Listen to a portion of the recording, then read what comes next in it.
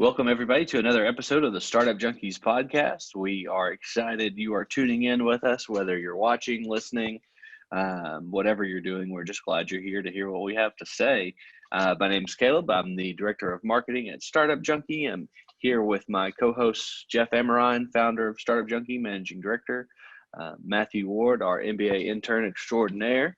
And we are excited to have Tobin Lehman, sorry, speak today as our guest today. He's an author and founder of New North, an award-winning digital marketing agency dedicated to helping B2B technology firms grow. He recently released a book, which we'll talk about, I'm sure. Tobin, thanks for joining us today. Yeah, happy to be here, guys. Looking forward to the conversation. Absolutely. So you just released a book, and like I said, we'll get into that here shortly. Right. But I'm curious to hear more about your journey, to getting to that point to being, in a field to get to the point where you can write about it. Yeah. And being the subject matter expert.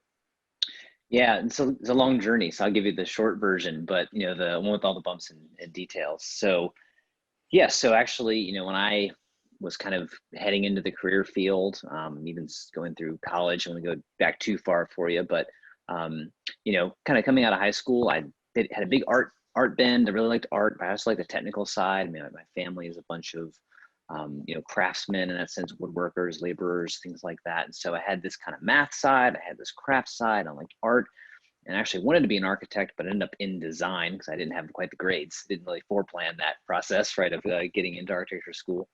But got into graphic design, really loved it, graduated. And what was beautiful about that program is that we really were trained to be entrepreneurs. And little did I know what seeds had been set through my whole life. As I look back now, I see family members who had started their own business.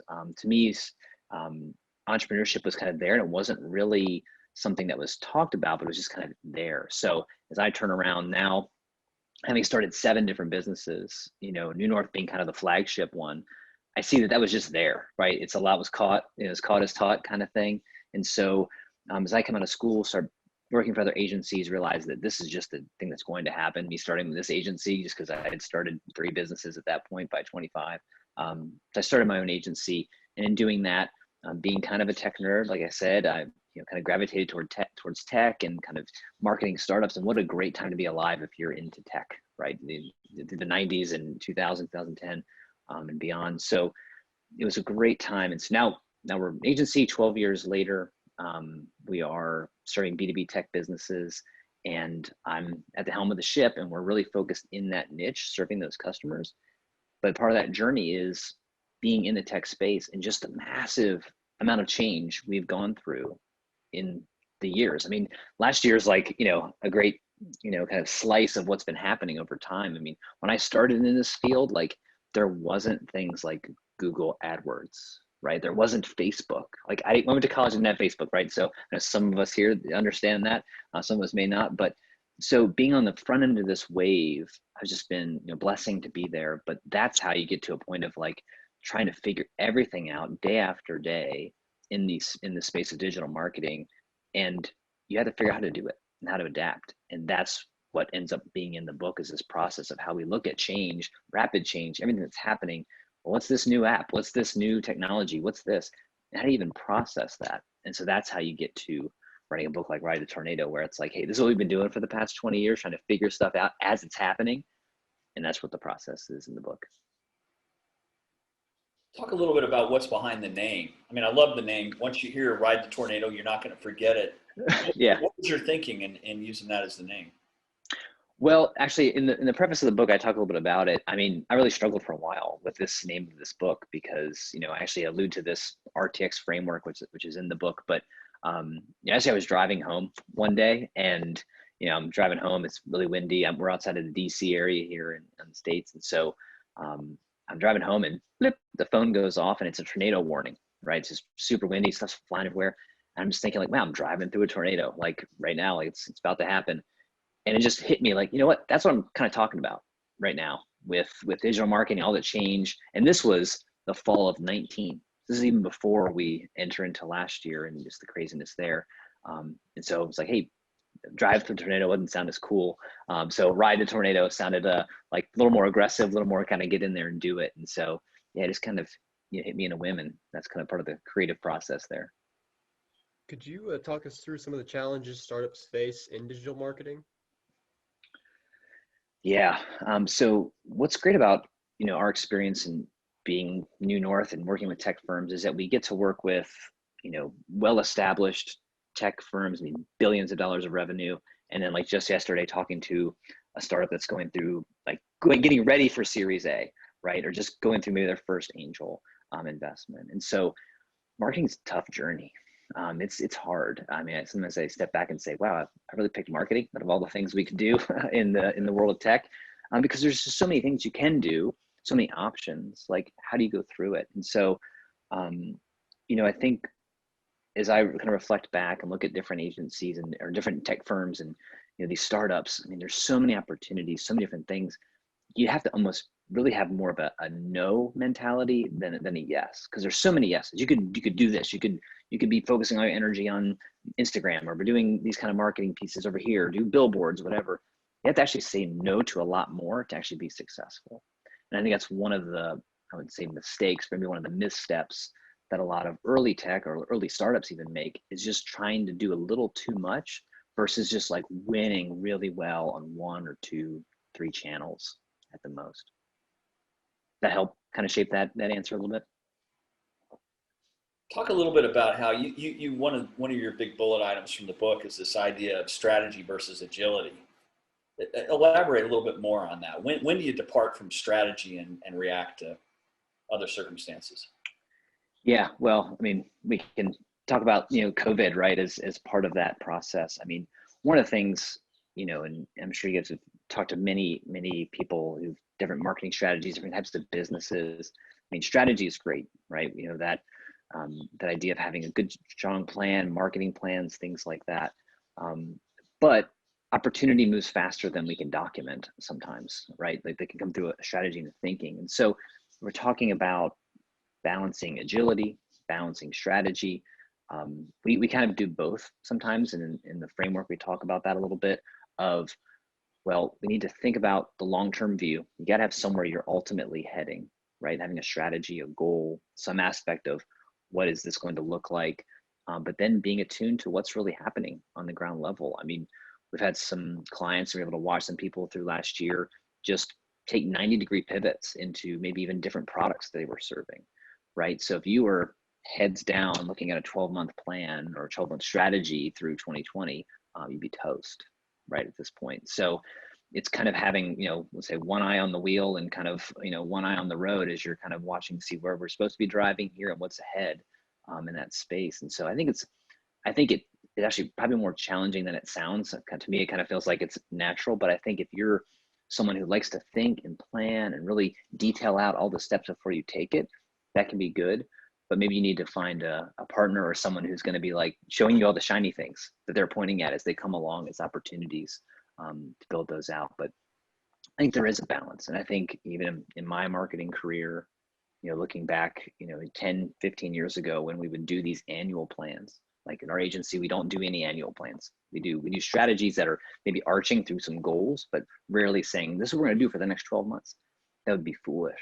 That was actually a harder sell than it was, more recently. Everyone's like, I get it, because nothing was the same last year.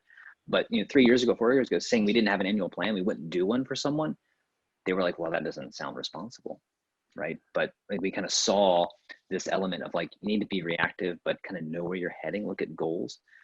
Every company has bottom line goals, growth goals, HR goals. And so those are always going to be there. There's North Stars you're running to, but you might have to kind of go around the block to get there versus just like heading down some path you hope works in the strategy. That's essentially Go ahead. I was just going to say that's essentially the difference between riding the tornado and hunkering down in the bathtub with a pillow.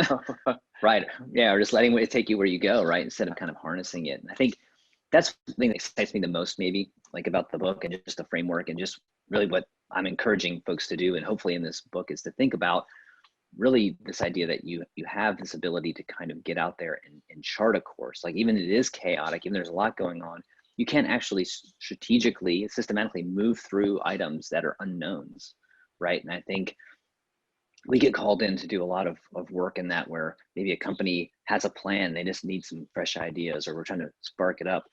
Because I think some people are just a little paralyzed, like they don't know what to do. When these new technologies come along, I mean, when we do a lot in the B2B space. So for us, like Instagram's there, but it's not like a huge thing yet. Like our clients in B2B, they'll wait it out for a little bit longer. So it's like, what do you do with that? How do you process it? I mean, now there's this Clubhouse app, right, that's coming out, and everyone's talking about this now. So how's this going to play out? And so everyone looks for strategies. They want someone to say, what should we do with this, right? What should we do with this channel? Or like, hey, we no longer cold calling. Cold calling doesn't work anymore. What should we do now? And so all of these different tactics end up being kind of on the chopping block to be reviewed, talked about, discussed. And we've just seen over the years, too many people just kind of throwing their hands up or getting stuck. And my kind of call is like, look, you can do something with it. Like you can actually move through this, you can process it, you can try small experiments and kind of get into that and really discover it for yourself. Because the other part of that is they call us, which, hopefully isn't a dirty secret and the whole world doesn't listen to your podcast yet, but like, we don't know either. Right? You call the agency and it's like, hey, what should we be doing with this? Like, I don't know. It just came out like 4 weeks ago. Yeah. Or like, there's like 500 users on it. Or, you know what? That's news to me that your industry is having problems with email open rates. Like, so we're going to go figure it out for you. But we also like have the experience of figuring it out. Like we fixed cars before, we can probably fix yours. So we've done the kind of work. We know the muscle memories. But really we've got a process to handle it. We don't have, there's not a vault full of answers that all these agencies get access to, right? We got to go find the answer. And I thought you had a crystal ball. Yeah, that's what they think. That if we did, it'd be amazing. We have a lot easier jobs. But really, it's like, what's the process we're going to use to solve this problem? And that's where the real value gets in. And so that's what we're kind of laying forth in this, to hopefully people to be able to solve their own problems a little bit more and kind of get a little encouraged as they go through that process of rapid change. Again, when I wrote this book, it was like, hey, this is our process. Go check it out. I mean, little I know how hugely applicable it would be, like right now, like when we launched in January. You raised the Clubhouse, and this is a bunch of us have gotten invites and we've signed on, and everybody's kind of trying to figure out is what's this going to be good for. And honestly, I'm old enough to say I can remember getting on LinkedIn. I was probably user 50,000 or something 20 years ago. Right. Okay, what's this going to be good for? Somebody I trusted is on there. They said get on there. And ultimately, you realize there's all kinds of value that comes from it. If you were to project, just based on what you've seen so far in the Audible chat format and whatnot, what are your notional thoughts about where that might go and how it might be useful in a business context? Man, I wish I knew a lot more than I do about it. I mean, some of what I've seen comparisons to, the party lines of the 90s and, this audible nature, but is it medium for podcasts? Like there's so many metaphors going around. So we're trying to understand it. Luckily for us and our agency and many of our clients, like they're not going to be first adopters to this in a B2B context. So we get a chance to kind of study it and look at it. And that's what we're doing now.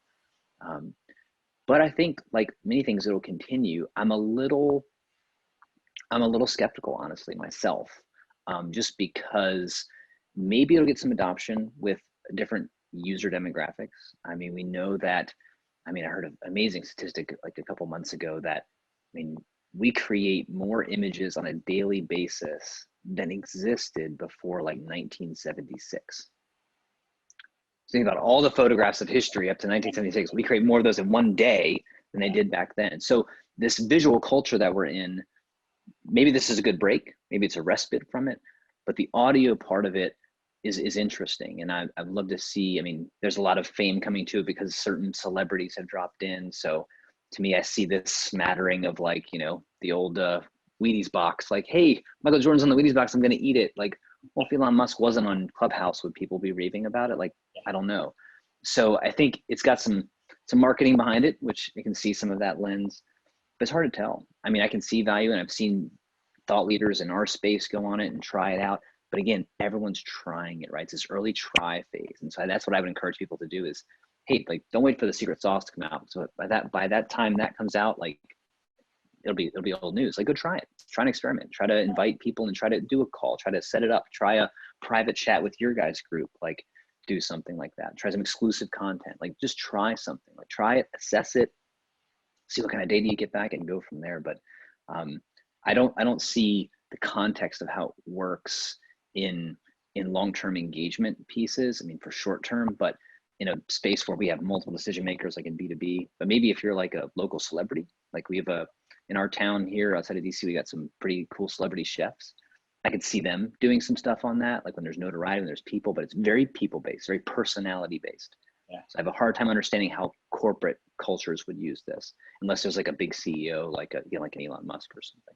It makes sense. And I've got one that's kind of unrelated, and I think these are maybe two sides of the same coin, but there's a lot of following around what Aaron Ross wrote in Predictable Revenue and from Impossible to Inevitable. And it's this idea of multiple touch points and doing the digital growth hacking and having SDRs, your lower cost people, set up leads. And it's very apropos for any kind of consultative selling, which is true to most enterprises. When you think about that context, how do you integrate what you recommend in digital marketing with this idea of an SDR and closer sort of a process? How do the two go together?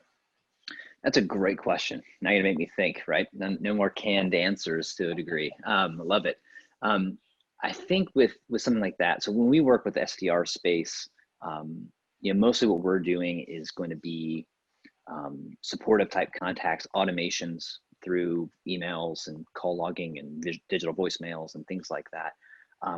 I can definitely see SDRs as more of the front line of this, and they may even naturally have more of like the RTX framework built into their brains because they're just trying to crack through something. They got a hard problem, right? They're trying to build revenue, trying to make connections, trying to build this up, nurture. So I could see from a digital aspect, I mean, we really like working with them because they typically are more advantageous to digital marketing. They like the idea of trying new things, being out there, giving it a shot. So it doesn't surprise me that even from like a Clubhouse perspective, that they would be trying things like that or using Instagram to find people. I mean, I was just talking to someone the other day talking about like stalking your contacts on, Instagram or LinkedIn, trying to get their, attention in that sense. So I think the aggressive people will figure it out, from the SDR perspective.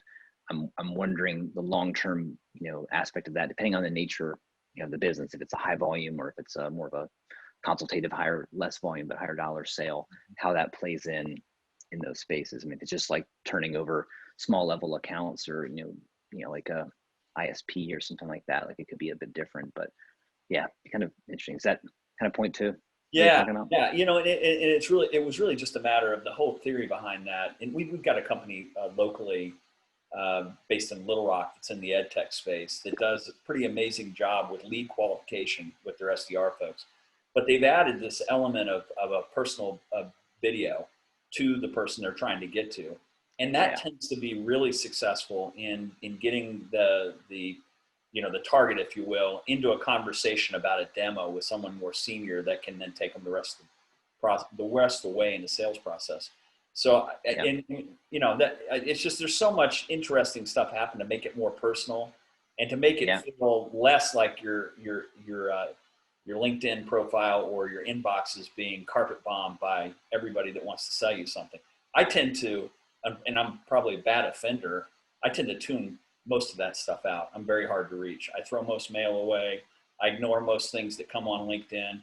If somebody connects with me and the first thing they send me is, hey, what about this? We've got these great people that we need to hire. They're dead to me from that point forward. So that whole getting that emotional connection part of it right to where it feels authentic. I think that must be a big challenge in marketing. I'd be interested in your thoughts on that as well. Yeah, that's a great question. The phrase that I like to use for kind of what you're talking about is breaking convention. Convention is like one of the biggest challenges in marketing because marketing tends to move like a herd, right? Like, okay, now someone's doing, LinkedIn messaging. Now everyone's doing LinkedIn messaging, right? Like someone says a blog post and all of a sudden you're getting 45 in-mail invites and, everyone moves away from direct mail and then, or, a couple people do, and then everybody does, right? There's these big, like almost like tectonic shifts in marketing, which is really strange. And so our advocation usually is like, hey, if everybody's going this way, like go that way. Let's try something different, right? So that's what I love about like the video and the email, because clearly it's just breaking a convention. Like I'm expecting text. Oh, that's not conventional. Like that's different. So I see an image. I'm going to click it's a video. Cool. So I think as marketers, we found in the engagement space and trying to break through, it's always about breaking convention, like what the expectations are. I mean, we had a piece of software market to us, which that was really novel. It got them at least a call. They sent a 6-pack of root beer to us, right? It wasn't just like a koozie with their logo on it or whatever. Like they sent something I could actually use and care about, right? Like, you know, so it's like that kind of stuff is always going to be paramount marketing. It's going to be that personal connection. I mean, people throw around this idea of like authenticity and stuff, and that's okay. But I think it's about personal. It's about investing. And honestly, and they're getting better because, you know, we all get spam. It's not just us, like not like we're immune to it because we send it, but in the same way, people who like will read they'll read, hey, I just saw you launched a book. That's great. But then the very next line, they're diving into their sales pitch, right? So it's clearly just some kind of canned thing. So like if you're really going to invest, like that's the difference. So when we do some campaigns, sometimes we look to not push. And that's challenging from our perspective, because if someone came to you and says, you know, hey man, I'm going to help you market, you know, your new little startup here, but we're not going to talk about your product for like 3 or 4 weeks when we start talking to clients. They'd be like, whoa, I got to sell some stuff though.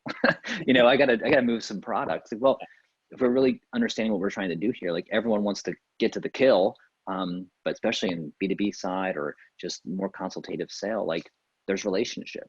And I think, you know, when you talk about especially SDR side, like they definitely know about relationships and what it takes to build those and craft those. And if it's not done well, if you don't take the time, like a well-planned shot can pierce the armor, or otherwise you're just knocking stuff off the armor all day long. So it's more about taking those type of approaches. And for our campaigns, we do a lot of things like that, where we'll maybe not go to a sales pitch, but go really low with an ask, like a very minor ask, or like, hey, just check this out, or like, here's a resource for you. Kind of like giving, another phrase that we use in marketing, like give before you ask, like lots of giving up front before even asking for some kind of conversion point or ebook or download or things like that.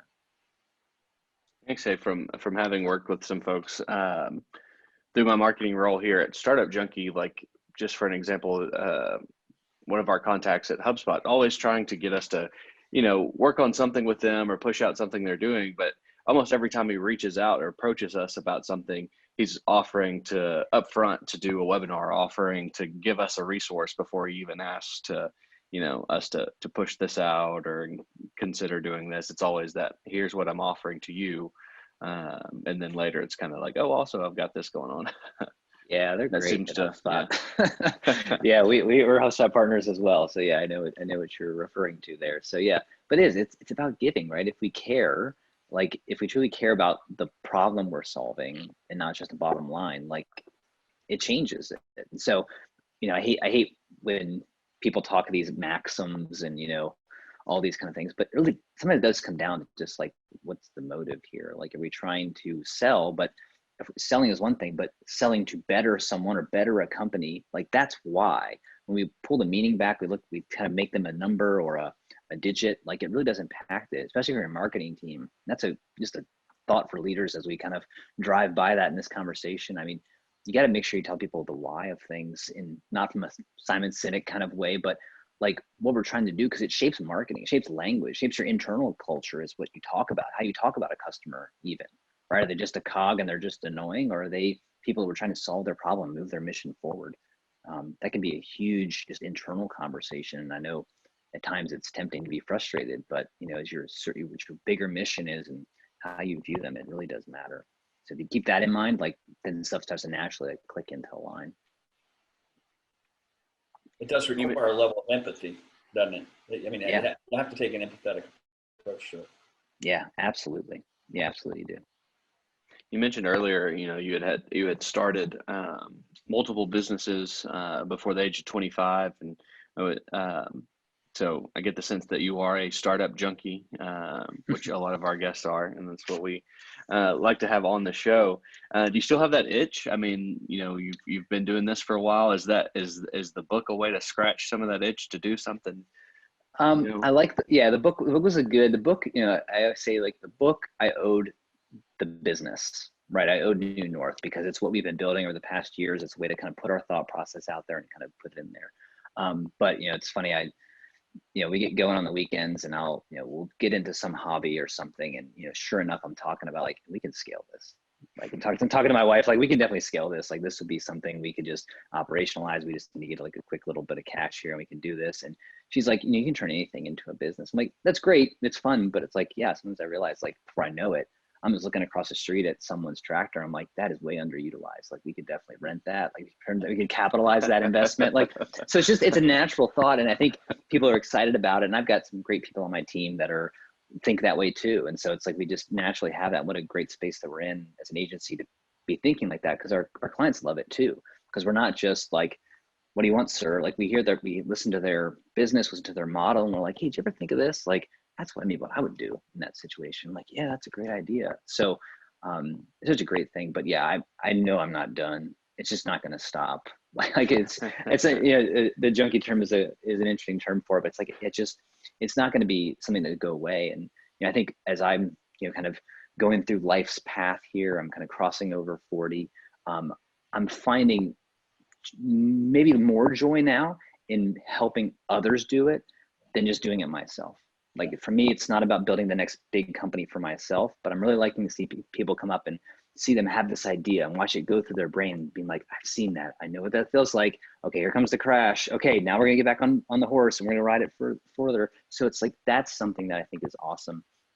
Just as we transition, hopefully the book opens up those conversations for folks and it gives them some encouragement in that process. But it's great seeing that. And I love talking to small businesses as they kind of go through the startup process or even get through it. And also just being an agency too, we've had the ability to work with hundreds of clients. We've had people go from their garage to Google, literally, like just being acquired by Google. So it's like how awesome experience to see that multiple times, to see people in different investor stages, or even just go from a one-man shop to 50.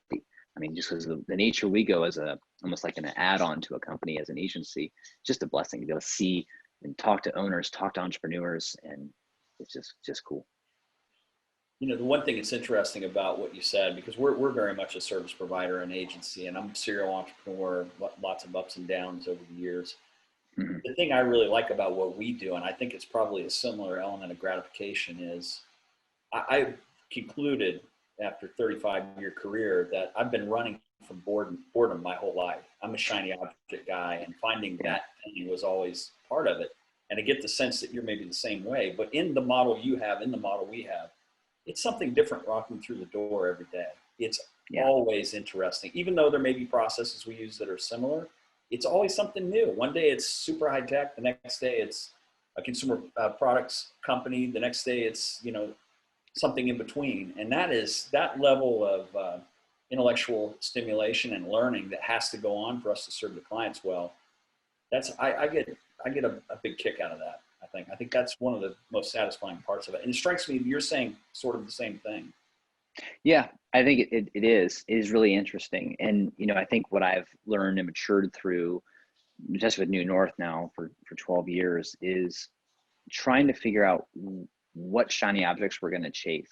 And by that, meaning like, how do we balance both maybe on one hand, the rapid change and the excitement of new challenges versus systemizing, scaling, productizing. I'm sure you guys have all read Built to Sell.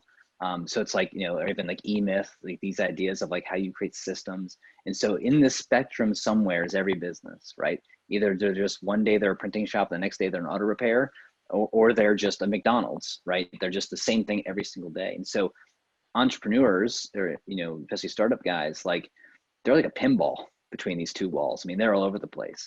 And some people like certain areas of that. If you like the corporate world, you're going to want to get a job over here on a big thing. If you like consistency, because they're all about consistency and cog kind of rules. But we've had to find that place of where we are as an agency and say, okay, we're going to eliminate this variance, these variables, this difference. But then even when we go into something like, we're B2B tech, it sounds like we're a really niche kind of provider. There's still huge variance. And every time we find that we go into a niche, it's an inch wide, but a mile deep. There's just still difference, still changes. And if we don't work for bakeries or auto shops or things like that, just these B2B tech spaces, there's still tons of variance, still things that walk through our door that's like, wow, never saw that coming. That's really strange. So I think, it's sometimes we maybe think as an entrepreneur, as a startup, that, if we start limiting or systemizing, we're going to lose things on the edge. And I think you actually win more in the center than you would have if you just been wide. And that's big in the creative space. There's lots of agencies that will say, okay, we do it for anybody. We'll make a logo for anyone. Well, if I'm a Fortune 500 company, I want someone who just does logos for my space, right? So it's like the specialization is getting more traction, especially as the competition goes up. And that's something we've been talking about a lot with our clients, especially last year. It's just that balance of how do you systemize, how do you specialize versus, being a business you enjoy and a workplace you enjoy that same way. And what's your ideal client or your lane that you enjoy the most? Well, I would say for us right now, what's growing in tech, obviously across the board, is just security.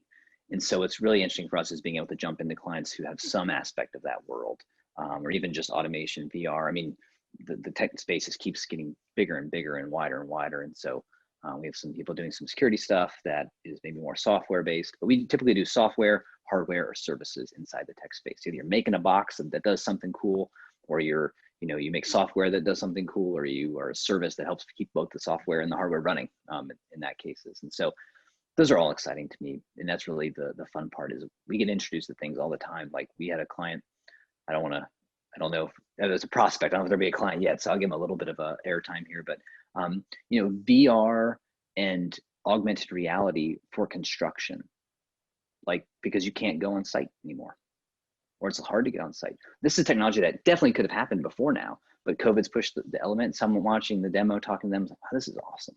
Like, this is cool. This is cool stuff. So just being able to see all this cool stuff that comes through our door and talk to different businesses, I mean, that's fun. I mean, there's definitely cool stuff in other spaces, but being a tech guy, being, into computers and just liking the tech side of things, like that stuff really excites me, to see the technology that goes out there and being able to dive in there and legitimately, like, one of my favorite things, and I'm sure you guys enjoyed this too, maybe before the shutdown, is like my favorite part of working with a new client was going to their office, right? Or going to their manufacturing place. Like, show me how this works. Like, that's my Disneyland right there. Like, show me this business, right? How does this work? Show me the manufacturing floor. I mean, watching digital laser cutters cut steel and watching fulfillment systems. I mean, all that stuff is just fascinating to me. So, that's kind of where I want to be. I think, I don't want to say anything wrong about any industries. We have some sparse clients here and there, so I don't want to, say who we don't like working with. But that's really what gets us going. That kind of new cutting edge stuff. Seeing like, wow, people made this, and this is amazing, and this is working forward. Like, what a great time to be kind of in the market and doing things. How was writing the book? Was that the first book that you put out? It was the first book, and there's a couple more I think that are coming after that, honestly. But what's interesting is I started this journey. I think people say, "Wow, book, that's pretty epic," and it was a good sized book. I think it could be bigger in some cases too. But I started blogging from an SEO perspective for the agency. 7 years ago, writing a blog post a week, 1,000-word blog post a week. So I've been writing 1,000 words a week for 6 years. So the book wasn't that hard after you've done that for that long, right? It's a much bigger blog post. I mean, the book is like 25,000 words. So like 25 blog posts like put together. That's not how I did it, but basically that's kind of the scale. So I enjoyed it. It's a feat. I was a kid and I gave my mom a signed copy. I told her in the description, this is from the kid who didn't like to read. Your son. I hated reading when I was a kid. I didn't read a thing. But somehow in college, I think I finally just kind of got into the space from like, wow, I want to do this. Like, this is cool. And so it became a huge reader. I mean, you can see my stack back here. This is my to read stack here on my desk. That'll come up, through the next couple of weeks. But just even getting into last year, last year was a bit tougher, but the year before, trying to do about a book a week, just reading like crazy. And so as an entrepreneur, I just love it. Love reading through those pieces and kind of seeing what's out there and going through it. But the process was cool. About 3 months of writing, reading. I mean, again, in a sense, I was almost documenting, because I was basically articulating what we were already doing. There was some research involved, but a lot of it was really how am I going to explain what we're doing in New North in a way that makes sense? And now we even have it, which is another benefit that I just realized the other day. It's like a training manual for our team, right? Because it's like, hey, read the book, because this is what we do. So another added benefit there. But also it helps our clients too, I think, from a perspective side to say, hey, this is how we work. So read this. Yeah, I designed it to be what I call a flight book. Like you can pick it up, you get on the flight, read it by the time you get off the flight. And so you get the high idea of it. And if this makes sense to you, like, we're probably a good fit for you. Because if you like the ideas here, if you like how this goes through this will be something that makes sense for you for an agency. If you want a 12-month plan, you want guarantees on all the dots of all these different deliverables, like maybe we're not the best fit for you. But if you want to kind of ride the tornado a little bit and kind of push into some goals and some outcomes that maybe are beyond just a rote plan, then maybe we are the kind of people you want to talk to. We went on a very similar journey. Our book just hit Amazon called Creative. Yes, I saw that. And for me, and again, I'd written a blog for quite a while that expressed some of the sentiments that are in there. But it was something we felt like we needed to do after a 13-year journey. And we needed to document some of how our experience was maybe different than someone on the coast or Brad Feld's stories in startup communities and startup community way, to really reflect that it can be done in places that are unexpected. You know, the areas that aren't typically viewed as startup areas. And I had a lot of trepidation about it. My business partner, Jeff Standridge, has written several books. So having his mentorship and guidance, it made the process doable. I'm not sure, quite honestly, I would have ever gotten around the bend on it and gotten it done. And then we had a bunch of team members, present company included, that played critical roles in contributing and editing and whatnot. But now that it's there, you know, we're opening new markets by using the template that's in there. And it's very easy to say, hey, here's the venture ecosystem canvas that kind of outlines the gaps and different things. And so anyway, not to belabor that too much, but I was really curious about your experience, because we had a lot of concerns. Is it going to work?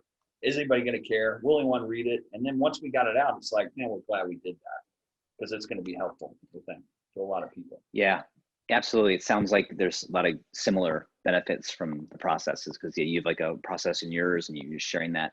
One of the things that I think is a benefit that came from the process overall was something that I maybe should have anticipated more. But, you know, when I came out of school, you know, I started thinking maybe I want to teach, right? I just had want to get people excited about what I was excited about. And so I started teaching. And what I realized really quickly is like, man, you really got to know what you're talking about to teach something. So what I realized, it made me a lot better. And so I think Jim Rohn has a great quote. It's like, you know, don't make a goal for the goal, but make it for what it makes of you. And so I think that's what I look back on the book now and say, I'm glad I wrote the book. I really wanted to help people go through it, but like it made me think a lot harder about what I do.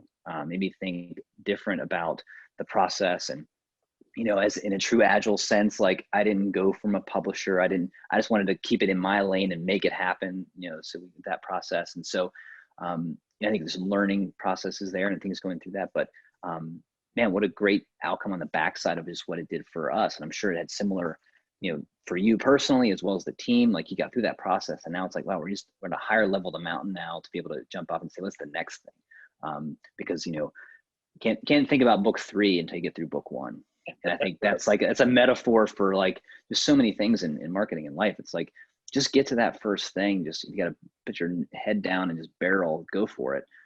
But you'll realize that, you know, don't worry about that long future to get to step 1. So for me, is that was the book was a great institute of that, just building it forward, getting there. And now I'm like, okay, cool. Now we're going to go through this process. We're going to talk about it, try to advocate it, get people excited about it.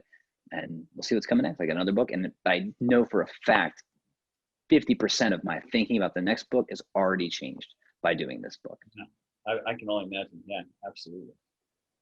Yeah.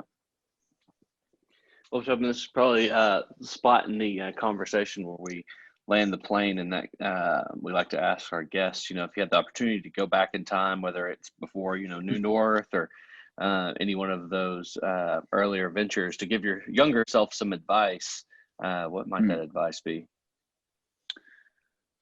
That's a good question.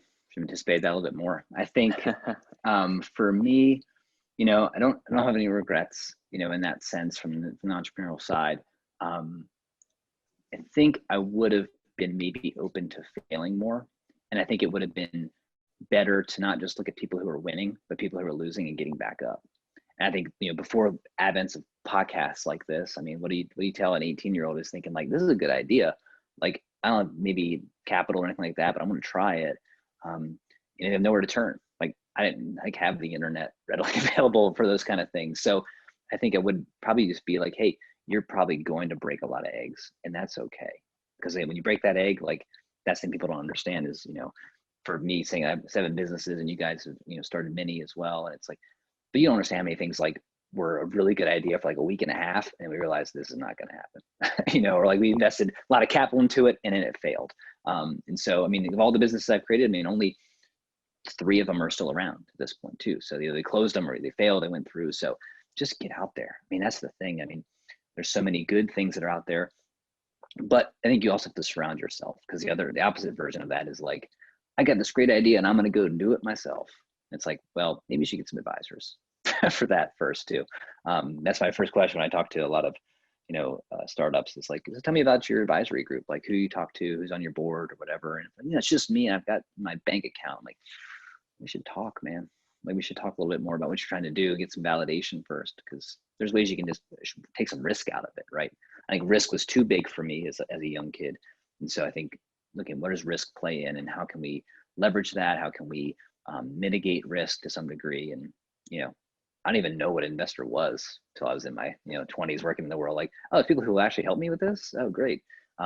So those are the kind of things I'd probably say to myself, like, you're on the right path. Just, open your eyes a little bit and look around.